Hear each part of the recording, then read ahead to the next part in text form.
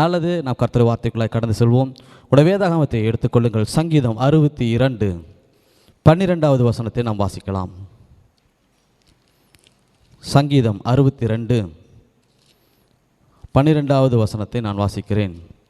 என்னோடு கூட இணைந்து நீங்களும் கவனியுங்கள். கிருபையும் உம்முடையது ஆண்டவரே, தேவரீர் அவனவன் செய்கைக்கு தக்கதாக பலன் அளிக்கிறீர். பாருங்கள், இந்த வசனத்துடைய கடைசி பகுதியை நாம் வாசிக்க போகிறோம். இதைத்தான் இன்றைக்கு நாம் தியானிக்க போகிறோம்.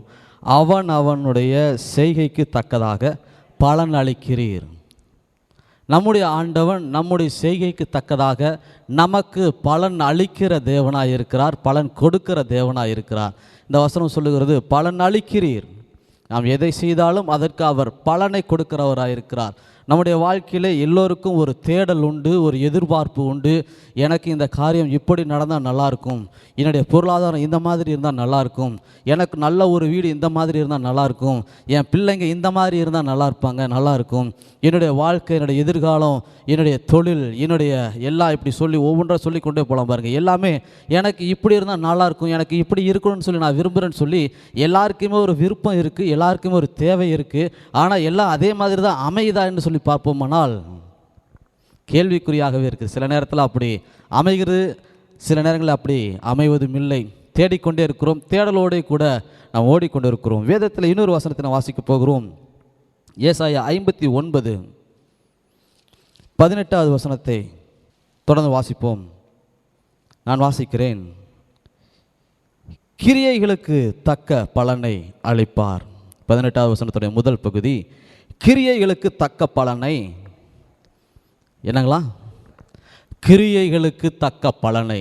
கிரியைகள் என்றால் நம்முடைய செயல்களுக்கு தக்க பலனை அவர் கொடுக்கிறவராய் இருக்கிறார். பாருங்கள், நாம் ஒரு செல்வ சீமான்களாய் ஐஸ்வர்யவான்களாய் இருக்க வேண்டும் என்று சொல்லி விரும்பினால் நாம் என்ன செய்கிறோம்? ஐஸ்வர்யவானாக வேண்டும், நன்றாக சம்பாதிக்க வேண்டும் என்று சொல்லி கடினமாக உழைக்கிறோமா? அல்லது வீட்டிலே படுத்து தூங்கி கொண்டிருக்கிறோமா? இல்லை. பாருங்க, கிரியைகளுக்கு தக்க பலனை அளிப்பார். நம்முடைய கிரியைகள், நம்முடைய செயல்களுக்கு தக்க பலனை அவர் நமக்கு கொடுக்கிறவராக இருக்கிறார். இன்றைக்கும் நம்முடைய வாழ்க்கையில் இருக்கிற, இன்றைக்கு நாம் இருக்கிற இந்த சூழ்நிலை, இன்றைக்கு நாம் இருக்கிற இந்த நிலை அவராலே நமக்கு வந்தது. காரணம், அவைகளெல்லாம் வேறு ஒருவர் நமக்கு ரெக்கமெண்ட் பண்ணி கொடுத்தவைகள் அல்ல. நாம் நம்முடைய வாழ்க்கையிலே நாம் செய்த அந்த செயல்களின் நிமித்தமாகவே இன்றைக்கு நம்முடைய வாழ்க்கையிலே நாம் இந்த நிலையில் இருக்கிறோம். என்ன பாஸ்டர், என்னையே குற்றப்படுத்துகிறீங்களா, எங்களையே சுட்டி காண்பிக்கிறீங்களா அப்படின்னு சொல்லி நீங்கள் கேட்கலாம். நீங்கள் எப்படி காட்டாலும் உண்மை அப்படிதான், அதுதான் உண்மைங்க. சரிங்களா? வசனம் சொல்லுது பாருங்கள், கிரியைகளுக்கு தக்க பலனை அவர் அளிக்கிறார்.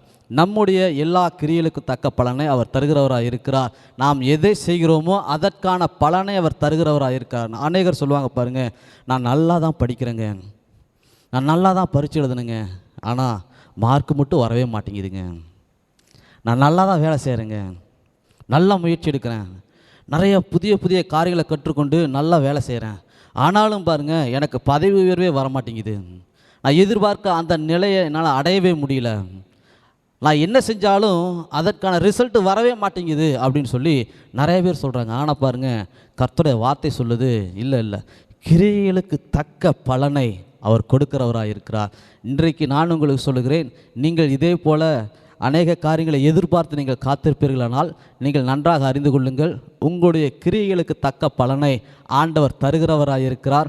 ஒருவேளை நீங்கள் ப்ரொமோஷனை எதிர்பார்த்து காத்து கொண்டிருக்கலாம், ஒருவேளை நீங்கள் நல்ல வருமானத்தை எதிர்பார்த்து காத்து கொண்டிருக்கலாம், ஒருவேளை நீங்கள் நல்ல சுகத்தை எதிர்பார்த்து காத்து கொண்டிருக்கலாம், ஒருவேளை நீங்கள் நல்ல ஒரு முன்னேற்றத்தை எதிர்பார்த்து காத்து கொண்டிருக்கலாம், பிள்ளைகளுடைய வாழ்க்கையிலே, குடும்ப வாழ்க்கையிலே, தொழில் வாழ்க்கையிலே அநேக காரியங்கள் நீங்கள் எதிர்பார்த்து காத்து கொண்டிருக்கலாம்.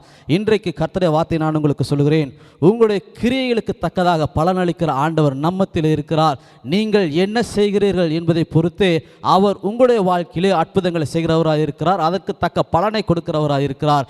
நீதிமொழிகளில் இப்படியாக ஒரு வசனத்தை நாம் வாசிக்கிறோம், குதிரையோ யுத்த நாளுக்கு ஆயத்தப்படும், ஜெயமோ கர்த்தரால் வரும் என்று சொல்லி. பாருங்கள், குதிரை ஆயத்தப்படும் பொழுது ஜெயத்தை கர்த்தர் கொடுக்கிறவராக இருக்கிறார். குதிரை ஆயத்தமாகாமல் ஜெயத்தை பெற முடியாது என்பதே இதன் அர்த்தமாக இருக்கிறது. ஆக நம்முடைய கிரியைகளை நாம் செய்யும் பொழுது, நம்முடைய செயல்களை நாம் சரியாக செய்கிற பொழுது ஆண்டவர் அதற்கு பலனளிக்கிறவராய், ஜெயம் கொடுக்கிறவராய் இருக்கிறார். வேதத்திலிருந்து சில வசனங்களை நான் உங்களுக்கு காண்பித்து அடுத்த பகுதிகளாக கடந்து செல்கிறேன். யோபு 34வது அதிகாரத்துக்கு நேராக உங்களுடைய வேதாகமத்தை திருப்பிக் கொள்ளுங்கள். யோபு 34:11 வசனம். மனுஷனுடைய செய்கைக்கு தக்கதை அவனுக்கு சரி கட்டி அவனவன் நடக்கைக்கு தக்கதாக அவனுக்கு. பாருங்கள், நாம் எப்படி நடக்கிறோமோ, நாம் எப்படி செய்கிறோமோ, நாம் எப்படி யோசிக்கிறோமோ, அவைகள் எல்லாவற்றிற்கும் தக்கதான பலனை அவர் தருகிறவராக இருக்கிறார் என்று சொல்லி இந்த வசனம் தெளிவாக சொல்லுகிறது. எரேமியா 17:10 வசனத்தை நாம் வாசிப்போம். கர்த்தராகி நானே ஒவ்வொருவனுக்கும் அவனவன் வழிகளுக்கும் செய்கைகளின் பலன்களுக்கும் தக்கதை கொடுக்கும்படி இருதயத்தை ஆராய்கிறவரும் உள்ளந்திரியங்களை சோதித்தருகிறவருமாய் இருக்கிறேன். ஆண்டவர் எப்படி கொடுக்குறாரா பாருங்க. ஒரு மனுஷனுக்கு பலனை கொடுக்க வேண்டும் என்று சொன்னால் எப்படி கொடுக்குறாராம் பாருங்களேன். கூப்பிட்டு ஆண்டவரே அப்படின்னு சொல்லி கேட்ட உடனே தரதில்லையா, எப்படி தராராம் பாருங்களேன். வசனம் அழகாக தெளிவாக சொல்லுது பாருங்களேன். வழிகளின் செய்கைகளின், நாம் என்ன செய்கிறோமோ அந்த செய்கைகளுக்கு தக்க பலனையும் கொடுக்கும்படி இருதயத்தை ஆராய்ந்து நம்முடைய இருதயத்தின் உள்ளந்திரியங்களில் என்ன இருக்குது என்பதை பார்த்து அவர் நமக்கு பலன் கொடுக்கிறார் என்று சொல்லி எரேமியா சொல்லுகிறார். தொடர்ந்து மட்டும் ஒரு வசனத்தை வாசிப்போம். மத்தேயு 16:27 நாம் வாசிப்போம். மனுஷகுமாரன் தம்முடைய பிதாவின் மகிமை பொருந்தினவராய் தம்முடைய தூதரோடு கூட வருவார். அப்பொழுது அவனவன் கிரியைக்கு தக்கதாக அவனவனுக்கு பலன் அளிப்பார். மொத்தத்தில் இன்றைக்கு நான் வாசித்த இந்த சில வசனங்களே ஒன்று தெளிவாக புரிகிறது. நிச்சயமாக ஆண்டவர் பலன் அளிப்பார். நிச்சயமாக ஆண்டவர் பலன் அளிப்பார். நம்முடைய எல்லா செய்கைக்கும் தக்கதான பலன்களை அவர் கொடுக்கிறவராக இருக்கிறார். நாம் விரும்புகிற, நாம் எதிர்பார்க்கிற எல்லாவற்றுக்கும் உண்டான பலனை அவர் கொடுக்கிறவராக இருக்கிறார்.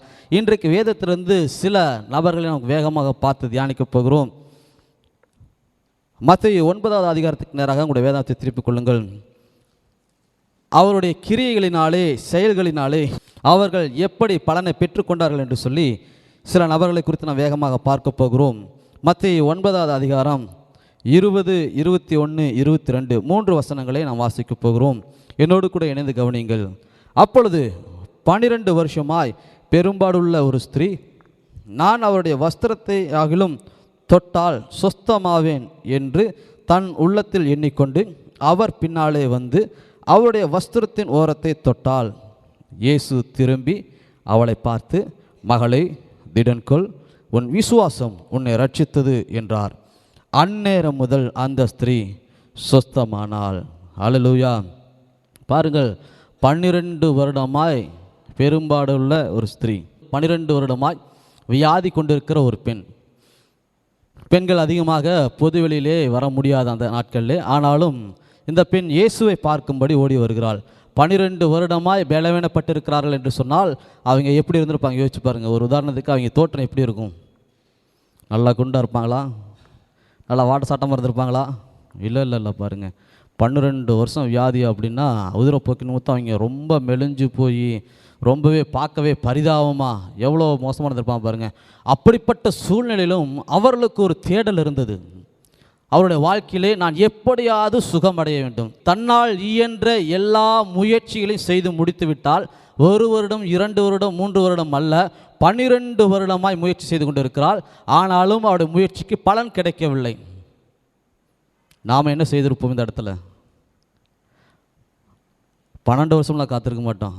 2 வருஷத்தில் முடிவு பண்ணிடுவோம். அவ்வளோதான் நம்ம வாழ்க்கை அப்படின்னு. 2 வருஷம் வரைக்கும் காத்திருப்பான்னு சொல்லி தெரியல.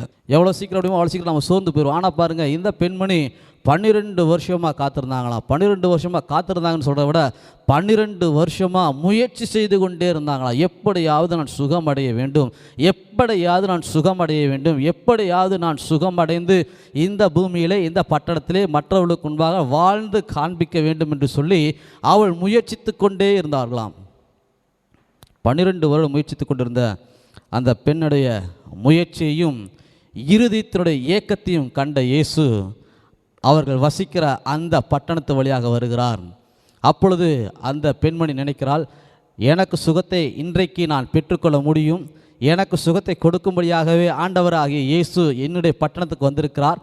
இன்றைக்கு நான் சென்று என்னுடைய தேவையை என்னுடைய செயல்களின் மூலமாக அவருடைய வஸ்திரத்தின் ஓரத்தை தொடுவதன் மூலமாக நான் பெற்றுக்கொள்வேன் என்று சொல்லி அவர்கள் சென்று இயேசுவை சுற்றிலும் இருக்கிற அநேக நபர்கள் நெருக்கி கொண்டிருக்கிற அந்த கூட்டத்துக்குள்ளாக சென்று இயேசுவின் வஸ்திரத்தின் ஓரத்தை தொட்டார்களாம்.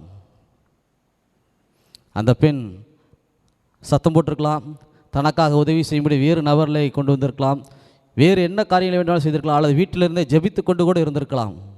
ஆனால் பாருங்கள், அந்த பெண் என்ன பண்ணாங்களா? அப்படி இல்லையா, என்ன பண்ணாங்களா? அவர்கள் ஒரு செயலை செய்தார்கள்.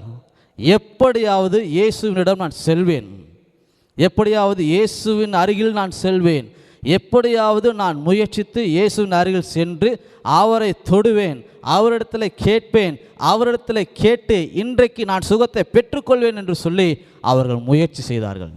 ஆகவே வசனம் சொல்லுகிறது பாருங்கள், இயேசு திரும்பி அவளை பார்த்து, மகளே திடன்கொள், உன் விசுவாசம். யாருடைய விசுவாசங்களா? யாருடைய விசுவாசங்களா? அந்த பெரும்பாடுள்ள ஸ்திரியோட விசுவாசம் என்னங்களாமா? அவர்கள் ஒரு செயலை செய்தார்கள், அந்த செயல் என் வாழ்க்கையிலே பலனை கொடுக்கும் என்று சொல்லி நம்பிக்கையோடு வந்தார்கள். உறுதியான நம்பிக்கையோடு கூட வந்து இயேசுவின் வஸ்திரத்தை தொட்டார்கள். அவர்கள் செய்த அந்த செயல் அவருடைய விசுவாசத்தை பிரதிபலித்து காண்பிக்கக்கூடியதாக இருந்தது. 12 வருடமாய் டாக்டர்களால் கூடாத காரியம், மற்ற நபர்களால் கூடாத காரியம் எல்லாம் ஒரே நாளில் ஒரு நொடி பொழுதில் மாறினது. அவர்கள் எதிர்பார்த்திருந்த 12 வருடமாய் காத்திருந்த பலனை ஒரு நொடி பொழுதில் பெற்றுக்கொண்டார்கள். இன்றைக்கு நாமும் கூட அநேக காரியங்களை எதிர்பார்த்திருக்கிறோம், அது கிடைக்காமல் போனால் அப்படியே விட்டு விடுகிறோம். அநேக காரியங்களை எதிர்பார்க்கிறோம், முயற்சிக்கிறோம், 1 முறை 2 முறை 3 முறை 4 முறை, அதன் பிறகு அதை முயற்சிப்பதே இல்லை. ஆனாலும் ஆண்டவர் நமக்காக வைத்திருக்கிற ஒரு நல்ல காரியம் அதுவாக இருந்தாலும் கூட நாம் அதை நினைத்து பார்க்காமல், சிந்தித்து பார்க்காமல், முயற்சித்து பார்த்து விட்டேன், என்னால் முடிந்த எல்லா காரியங்களையும் நான் செய்துவிட்டேன், இனி அவர்தான் என்று சொல்லி அமைதியாக வீட்டிலேயே இருந்து விடுகிறோம். இந்த பெரும்பாடுள்ள ஸ்திரீ அப்படி இல்லை. இவர்கள் மருத்துவமனைக்கு சென்றார்கள். எங்கு சென்றால் சுகம் கிடைக்கும் என்று சொல்லி அநேகரை விசாரித்தார்கள், தேடிக்கொண்டே இருந்தார்கள். 12 வருடமாக தேடினார்கள். அதுதான் பாருங்கள், 12 வருஷமாக தேடி அவருடைய கிரியைகளுக்கு தக்கதான பலனை பெற்றுக்கொண்டார்கள். இன்றைக்கு நாமும் கூட சோர்ந்து போகாமல் ஆண்டவரை தேடுகிற பொழுது, ஆண்டவருடைய சமூகத்திலே நாம் நம்முடைய கிரியைகளை வெளிப்படுத்தி காண்பிக்கிற பொழுது ஆண்டவர் நம்முடைய வாழ்க்கையிலும் இப்படியாகவே அற்புதமான பலனை அளிக்க வல்லவராக இருக்கிறார். தொடர்ந்து மற்றும் ஒரு வேத பகுதியை நாம் வாசிப்போம். லூக்கா 5வது அதிகாரத்துக்கு நேராக உங்களுடைய வேதாகமத்தை திருப்பிக் கொள்ளுங்கள். லூக்கா 5வது அதிகாரம் 12-13 வசனங்களை நான் வாசிக்கிறேன்.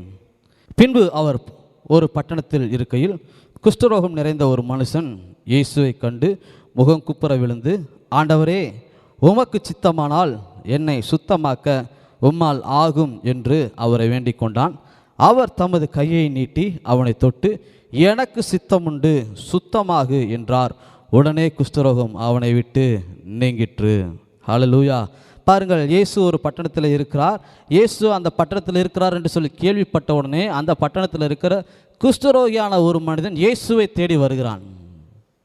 குஷ்டரோகிகள் பட்டணத்துக்குள்ளாக மற்ற ஜனங்களுக்கு முன்பாக வரக்கூடாது. காரணம், அந்த குஷ்டரோகம் மற்றவர்களுக்கு தொந்தரவை கொண்டு வரும். காரணம், அவர்கள் அந்த பட்டணத்தில் ஒதுக்கி வைக்கப்பட்ட ஜனமாக இருப்பார்கள். அவர்கள் பட்டணத்திற்கு வருவதற்கு தடை போடப்பட்டிருக்கும். ஆனால் இந்த மனிதன் எல்லா தடைகளையும் மீறி ஊர் கட்டுப்பாடு, நூற்றுக்கு அதிபதிகள், சேவகர்கள் எல்லாரையும் தாண்டி பட்டணத்துக்குள் வருகிறார். பட்டணத்துக்குள் எங்கு வந்தார் என்றால் இயேசுவை தேடி இயேசு இருக்கிற இடத்துக்கு வந்தாராம். அப்படிதான் வசனம் சொல்லுகிறது பாருங்கள் 12. பின்பு அவர் பட்டணத்தில் இருக்கையில் குஷ்டரோகம் நிறைந்த ஒரு மனுஷன் இயேசுவை கண்டு முகம் குப்புற விழுந்து, இயேசுகிட்ட வந்து அவரை பார்த்து முகம் குப்புற விழுந்தாராம். ஏன் அப்படின்னா, இயேசு அவன்கிட்ட பேசுனான். இயேசு அவங்ககிட்ட 2 வார்த்தை பேசுனான். இயேசு கூட அவன் பேசுகிறான் அப்படின்னு தெரிஞ்சதுன்னா அவனை துரத்திட்டு வர ஆளுங்கள்லாம் அவனை விட்டுருவாங்க. ஏன்னா ஒரு குஷ்டரோகி, அவன் பட்டணத்துக்குள்ளே வரக்கூடாது, தீண்டத்தகாத ஒரு மனிதன் அவன். இயேசு பேசிட்டாரு, இயேசு எதா பண்ணுறாரு அப்படின்னு தெரிஞ்சால் விட்டுருவாங்க. இல்லை அப்படின்னா வந்து அப்படியே அவனை அடித்து அங்கேயே கொல்றதுக்கு கூட வாய்ப்பு இருக்குது, ஊர் கட்டுப்பாடு அந்த மாதிரி. ஆனால் பாருங்கள், இவன் இயேசுவிடத்தில் வந்து முகங்குப்புற விழுந்து விட்டான். வேறு வழியே இல்லை ஆண்டவரே, இயேசுவே வேறு வழியே இல்லை, நீங்கள் தான், வேறு வழியே இல்லை. எங்கள் அப்பா இல்லை, எங்கள் அம்மா இல்லை, என் ஃப்ரெண்ட்ஸ் இல்லை, டாக்டர் இல்லை, ஊர் மருத்துவக்காரன் இல்லை, யாருமே இல்லை, நீங்கள் தான். இந்த குஷ்டரோகத்துக்கு மருந்து இந்த ஊரில் கிடையாது, ஆனால் நீங்கள் இருக்கிறீங்க, நீங்கள் எனக்கு சுகம் தருவீங்கன்னு சொல்லிட்டு இயேசுக்கிட்ட வந்தான். முகங்குப்புற விழுந்து, ஆண்டவரே உமக்கு சித்தமானால் என்னை சுத்தமாக்க உம்மால் ஆகும் என்று வேண்டிக் கொண்டான். என்ன சொன்னாங்களாம்? ஆண்டவரே உமக்கு சித்தமானால். அதோட அர்த்தம் என்ன? ஆண்டவரே உங்களால் எனக்கு சுகத்தை கொடுக்க முடியும், உங்களால் எனக்கு சுகத்தை கொடுக்க முடியும். அந்த நம்பிக்கையில் தான் நான் உங்களை தேடி வந்திருக்கிறேன். ஆனால் இப்போ நீங்கள் எனக்கு சுகத்தை கொடுக்கணும். நீங்கள் சுகத்தை கொடுக்க விரும்பினா எனக்கு கொடுங்க. உங்களை நான் கட்டாயப்படுத்த மாட்டேன், உங்களை நான் கட்டாயப்படுத்தலை. ஆனால் எனக்கு சுகம் வேணும்.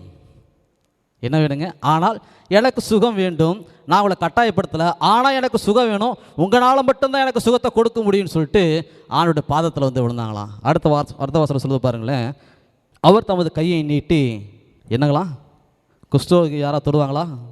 ஆனால் இயேசு தொட்டார் பாருங்களேன். தொட்டு, எனக்கு சித்தம் உண்டு சுத்தமாகு என்றார். பாருங்கள், எனக்கு சித்தம் உண்டு அப்படின்னா என்னன்னா, என்னுடைய விருப்பம் கூட அதுதான், நீ சுகமடைனுங்கிறத என்னுடைய விருப்பம் என்று சொன்னாராம்.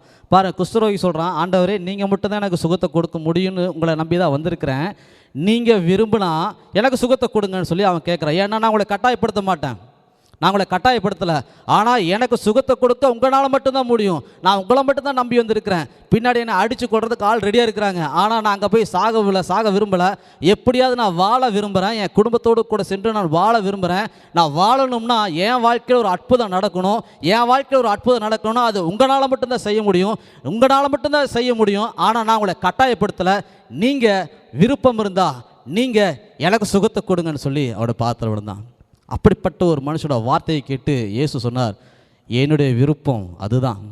என்ன, உன்னை போன்ற நபரை திக்கற்றவர்களாக இருக்கிற உங்களுக்கு உதவி செய்வது என்னுடைய விருப்பம், என்னுடைய சித்தம் அதுதான். சித்தம் உண்டு சுத்தமாக என்று சொல்லி சொன்னார். சொன்ன மாத்திரத்திலேயே அவனுடைய குஷ்டரோகம் அவனை விட்டு நீங்கி போயிட்டு பூரண சுகம் அடைந்தான். பாருங்கள், இன்றைக்கும் நம்முடைய வாழ்க்கையில் இருக்கிற எல்லா பிரச்சனைகளிலுமிருந்து விடுதலையாக்கப்பட்ட ஒரு வாழ்க்கையை வாழ வேண்டும் என்பதே ஆண்டவராக இயேசுடைய ஆசையும் விருப்பமும் சித்தமுமாக இருக்கிறது. இன்றைக்கு நீங்கள் எப்படிப்பட்ட பிரச்சனையில் இருந்தாலும் நீங்கள் நன்றாக அறிந்து கொள்ளுங்கள், உங்களை விடுதலையாக்க ஆண்டவர் இயேசு இருக்கிறார். உங்களுடைய தேவைகளை சந்திக்க ஆண்டவர் இயேசு இருக்கிறார். உங்களுக்காக எல்லா காரியங்களையும் நடப்பித்துக் கொடுக்க ஆண்டவராக இயேசு இருக்கிறார். நீங்கள் கவலைப்பட தேவையில்லை. உங்களுக்காக எல்லாவற்றையும் செய்யும்படியாக இயேசு இருக்கிறபடினாலே நீங்கள் அவரை தேடும் பொழுது, நீங்கள் அவரை சார்ந்து கொள்கிற பொழுது அவர் உங்களுக்காக எல்லாவற்றையும் செய்து கொடுக்க வல்லமையுள்ளவராக இருக்கிறார். ஆமென் சொல்லுங்க. இன்றைக்கு உங்களுடைய தேவையில் நாம் சந்திக்கப்பட போகிறது. இந்த குஷ்டரோகியோட வாழ்க்கையில் எப்படி அவருடைய தேவை சந்திக்கப்பட்டதோ அதுபோல உங்களுடைய வாழ்க்கையில் இன்றைக்கு உங்களுடைய தேவைகள் சந்திக்கப்பட போகிறது. மற்றும் ஒரு வேதா பகுதியை நான் வாசிக்க போகிறோம். யோவான் 2வது அதிகாரத்தில் அனைவருக்கும் நன்றாக தெரிந்த ஒரு வேத பகுதி உண்டு. அதை நான் உங்களுக்காக அப்படியே சொல்லுகிறேன். காணா ஒரு கல்யாண சம்பவம் அந்த பகுதியிலே உண்டு. கல்யாண வீட்டிலே திராட்சை ரசம் குறைந்து போனது. திராட்சை ரசத்தை அவர்கள் கொண்டு வர வேண்டும். திராட்சை ரசம் அந்த கல்யாண பந்தியிலே இல்லாமல் போனால் அவர்களுக்கு மிகப்பெரிய அவமானம், அந்த கல்யாணம் நின்று போகவும் வாய்ப்புண்டு. அது மிகப்பெரிய கௌரவ பிரச்சனை, மான பிரச்சனை என்று சொல்லி அநேக காரியங்களை சொல்ல முடியும். ஏனென்றால் அந்த நாட்களிலே திருமணத்திலே திராட்சை ரசம் மிகவும் முக்கியமான ஒன்று. அதுபோல் பாருங்கள், திராட்சை ரசம் குறைவுபட்டாயிற்று. இப்பொழுது அந்த பகுதியில் அந்த இடத்துல திராட்சை ரசம் வேண்டும், திராட்சை ரசம் வேண்டும். இதற்கு என்ன செய்தார்கள்? 5வது வசனத்தை நாம் வாசிப்போம். அவருடைய தாய் வேலைக்காரரை நோக்கி, அவர் உங்களுக்கு என்ன சொல்லுகிறாரோ அதன்படி செய்யுங்கள் என்றாள். பாருங்கள், மரியாள் சொல்கிறாங்க, இயேசுவை கை காமிச்சு அவர் உங்களுக்கு என்ன சொல்கிறாரோ அதன்படி செய்யுங்கள், அப்போ உங்களுக்கு இந்த பிரச்சனை தீரும் அப்படின்னு சொல்லிட்டாங்க. ஆனால் பாருங்கள், பந்தியில் திராட்சை ரசம் குறைஞ்சிக்கிட்டே இருக்குது, திராட்சை ரசம் குறைஞ்சிட்டே இருக்குது. 0க்கு வந்துருச்சுன்னா அடுத்து பந்தியில் பரிமாறதுக்கு ரசம் இல்லை.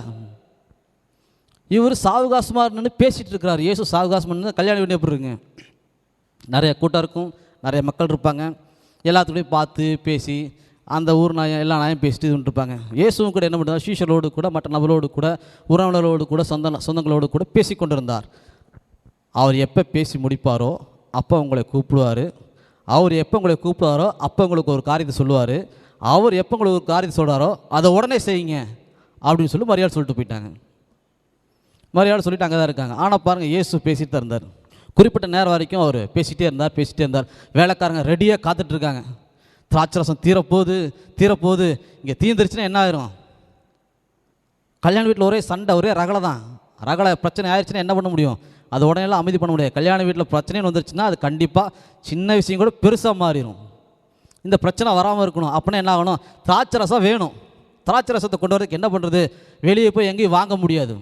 வெளியே போய் எங்கேயும் வாங்க முடியாது. ஏன்னா திராட்சை ரசத்தை வந்து ஒரு நாளில் டீ போடுற மாதிரி போட்டெல்லாம் கொடுக்க முடியாது. அது வந்து பதப்படுத்தி வைக்கப்பட்டு சரியான முறையில் கொண்டு வர வேண்டும். அப்பொழுது தான் திராட்சை ரசம் கிடைக்கும்.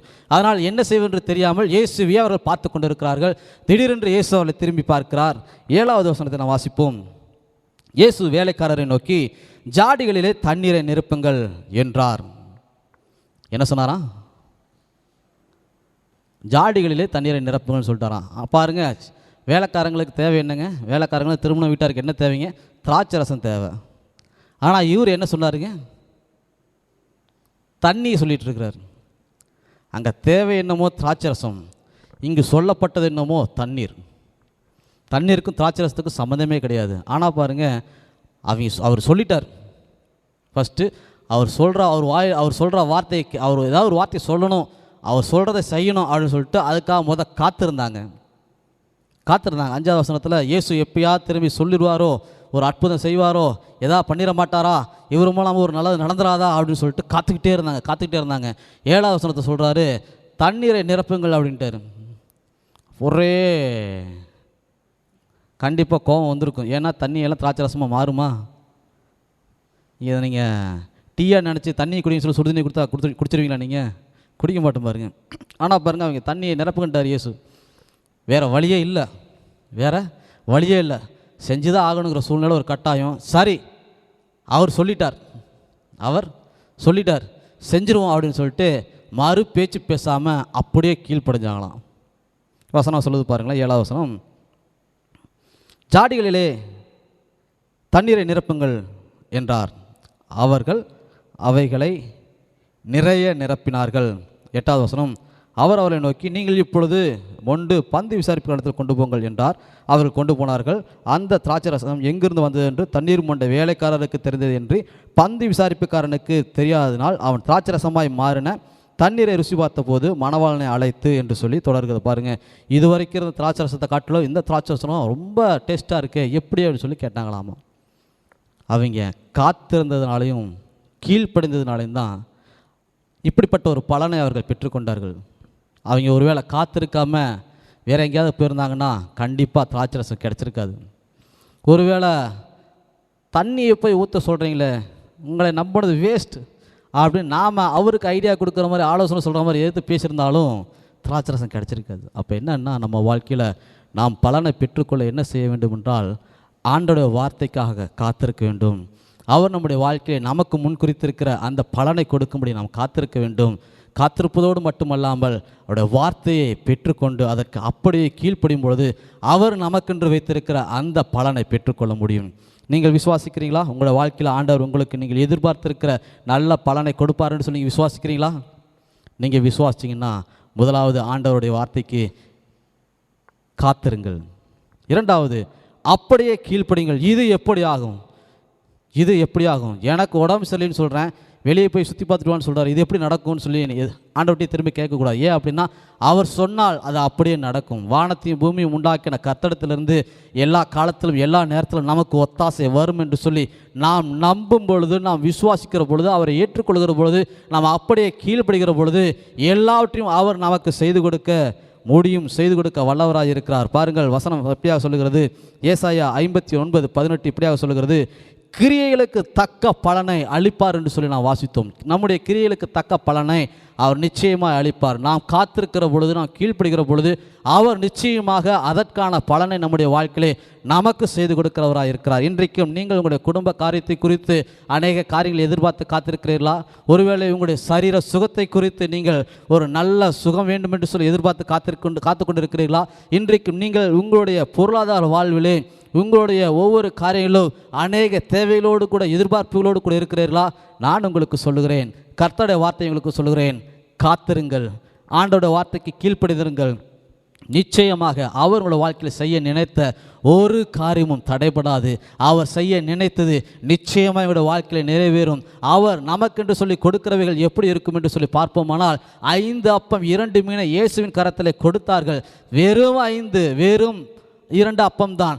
அந்த 5 அந்த 2 இயேசுவின் கரத்தில் கொடுத்த பிறகு திரளான ஜனங்கள் 5000 புருஷர்கள் மாத்திரம் என்று சொல்லி வேதம் சொல்லுகிறது.